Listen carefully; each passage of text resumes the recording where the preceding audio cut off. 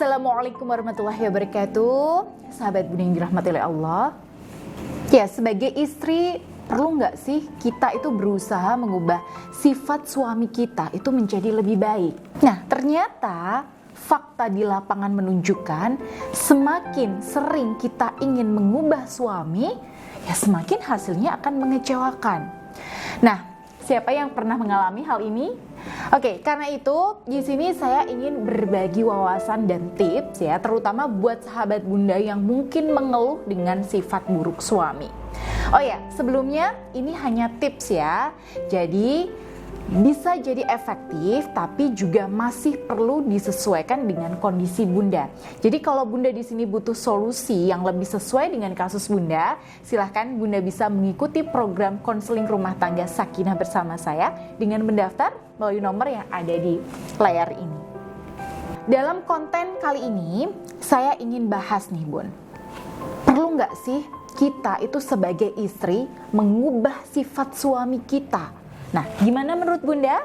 Silahkan, boleh ditulis di kolom komentar ya Bun. Nah, coba saya tebak nih Bun.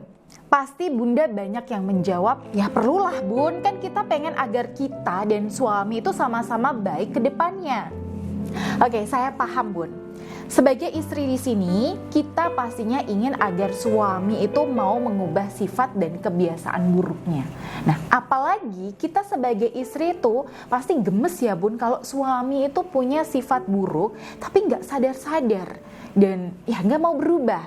Nah, tapi tahukah Bunda bahwa 95% suami itu malas melakukan perubahan demi istrinya. Nah, Profesor Psikologi Amerika Andrew Christensen mengatakan bahwa seseorang itu susah berubah meski sehebat apapun keinginan pasangannya untuk dia mau berubah. Nah, kenapa begitu?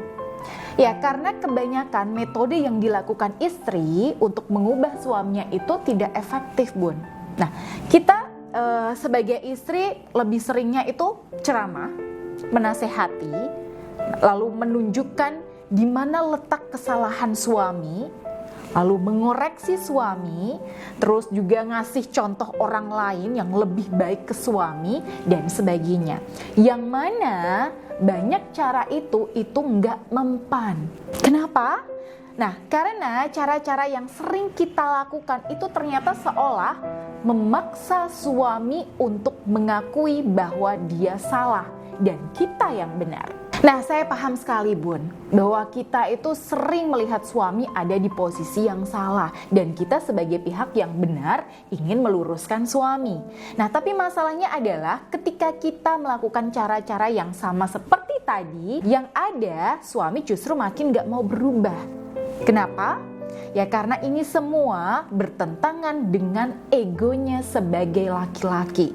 Nah, inilah yang bikin kita sering kesel sama suami. Karena egonya tinggi. Nah, oleh karena itu, kalau ingin suami berubah, pastikan bahwa suami melakukannya karena kesadarannya sendiri. Nah, terus gimana caranya tuh Bun? Oke, kuncinya yang pertama adalah terima dulu kondisi suami apa adanya. Nah, menerima itu bukan membiarkan suami tetap buruk ya Bun. Nah, misalnya nih, suami hobi chattingan sama wanita lain. Nah, bukan berarti kita membolehkan itu terjadi. Nah, menerima itu berarti kita mencoba berdamai dengan kenyataan. Sehingga, nih, di hati tuh terasa adem Bun. Nah, ketika di sininya atau di hati itu sudah adem, maka tindakan kita ya tetap terkontrol dan lebih ngena di hati suami kita. Jadi kita tetap bisa ngobrol santai dengan suami dan hal itu membuat suami itu nyaman sama kita. Nah, begitu suami nyaman, di situ baru kita bisa bilang, ya terus terang, aku merasa keberatan kalau kamu sering chattingan sama wanita lain. Ya aku tuh merasa kayak kurang sreg gitu ya. Ya aku minta kamu jaga perasaanku ya.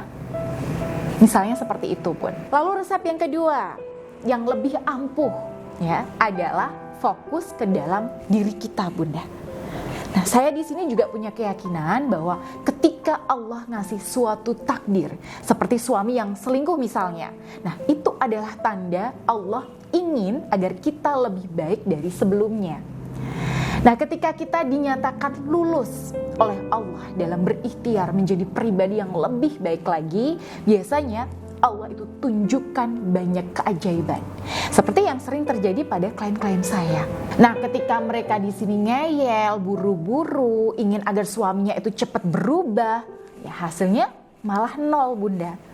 Tapi ketika mereka di sini fokus ke diri sendiri, lalu melakukan perbaikan dibantu dengan ikhtiar spiritual mendekatkan diri dan bermunajat kepada Allah dengan wasilah tasbih karamah ar-Rahman misalnya, nah ini justru Allah percepat hajat mereka.